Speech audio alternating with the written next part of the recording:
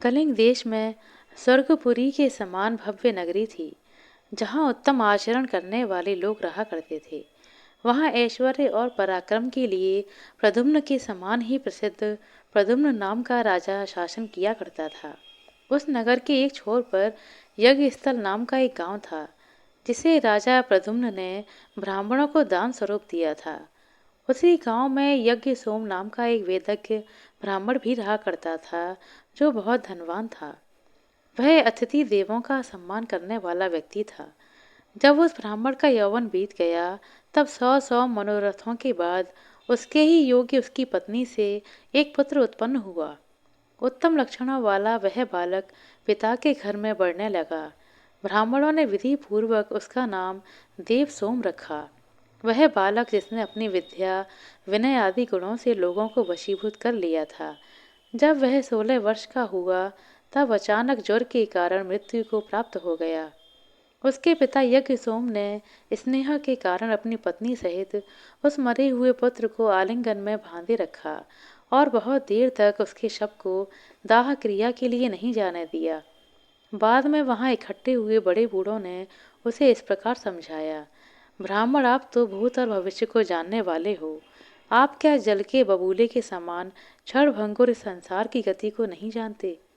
इस संसार में ऐसे भी राजा थे, जो उन मनोहर राजमहलों में रत्न जड़ित पलंगों पर बैठे, जहाँ संगीत की झंकार भरी रहती थी, अपने शरीर पर चंदन का लेप करते थे और स्वयं को अमर समझकर उत्तम स्त्रियों से घिरे रहते और सुख भोगते थे।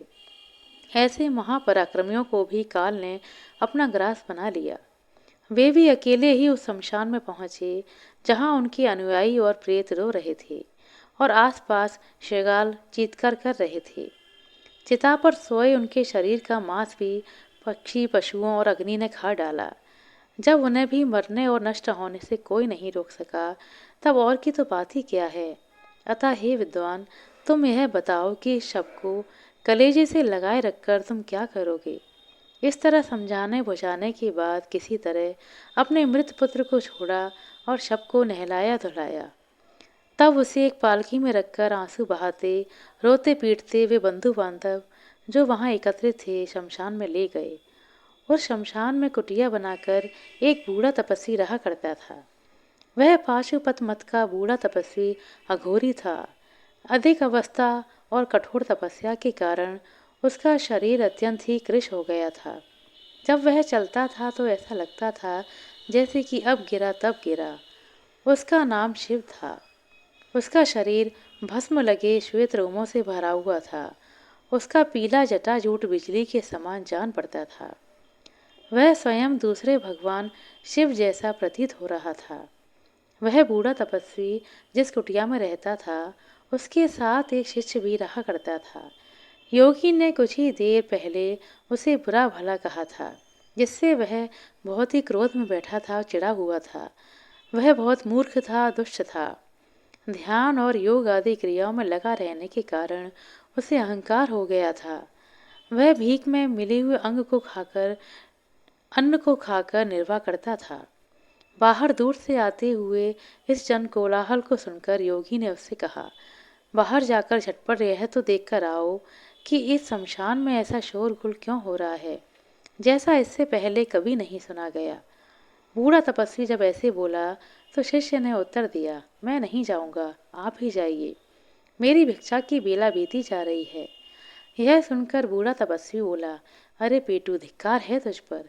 आधा दिन बीत जाने पर यह तेरी कैसी भिक्षा की बेला है?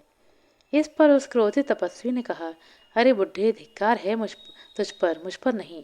आज से ना तो मैं तेरा शिष्य हूँ और ना ही तू मेरा गुरु है। मैं जा रहा हूँ कहीं और, तू संभाल अपना कमंडल। यह कहकर वह उठा और उस तपस्वी के सम्मुख दंड कमंडल रखकर वहां से चला गया। कुछ देर के बाद वह बूढ़ा तपस्वी हंसता हुआ अपनी कुटिया से बाहर निकलकर वहां पहुंचा, जहां ब्राह्मण कुमार को दाह कर्म के लिए लाया गया था। उसने देखा कि लोग तरुणाई के द्वार पर खड़े उस बालक के लिए शोक कर रहे हैं। बुढ़ापे से क्षीण उस योगी ने बालक के शरीर में प्रवेश करने का निश्चय किया। झटपट एकांत में जाकर पहले तो वह जी खोलकर रोया। फिर अंगों के उचित संचालन के साथ शीघ्रता से नाचने लगा। पल भर के बाद यौवन की इच्छा रखने वाले उस तपस्वी ने अपना शरीर छोड़कर उस ब्राह्मण पुत्र के शरीर में प्रवेश किया।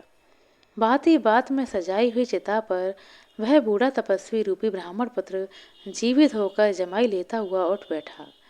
यह देखकर वहां उपस्थित सभी लोग आश्चर्यचकित रह गए। ब्राह्मण पुत्र के शरीर में प्रविष्ट उस योगी ने, जो योगों का स्वामी था और अपने तमाम व्रतों को छोड़ना नहीं चाहता था, बातें बनाते हुए कहा, मरकर जब मैं परलोक पहुंचा तो भगवान शंकर ने प्रकट होकर मुझे जीवन दान दिया और कहा कि तुम अघोरी व्रत लेना। मुझे इसी समय एकांत में जाकर यह व्रत ग्रहण करना है और यदि मैं ऐसा नहीं करूँगा तो जीवित नहीं रहूँगा। इसलिए आप सब लोग वापस लौट जाइए, मैं जा रहा हूँ।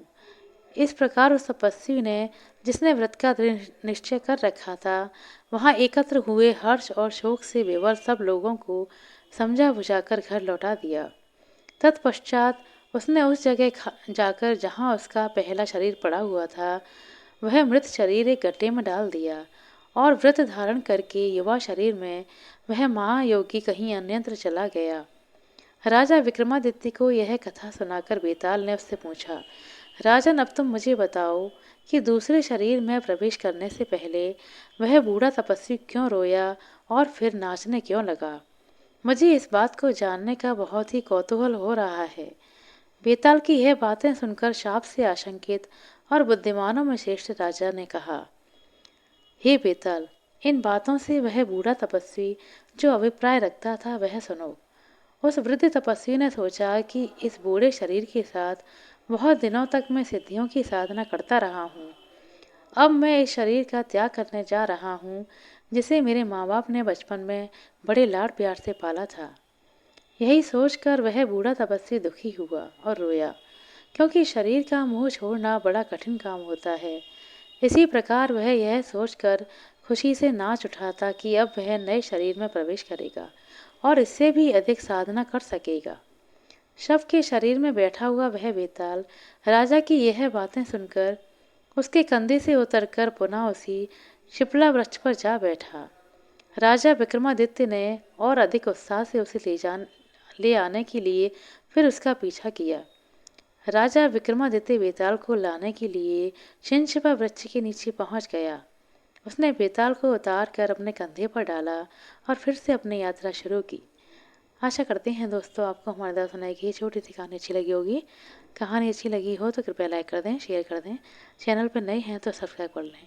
अपना कीमती समय देने के लिए बहुत बहुत धन्यवाद। मिलते हैं अगली वीडियो में, तब तक के लिए नमस्कार।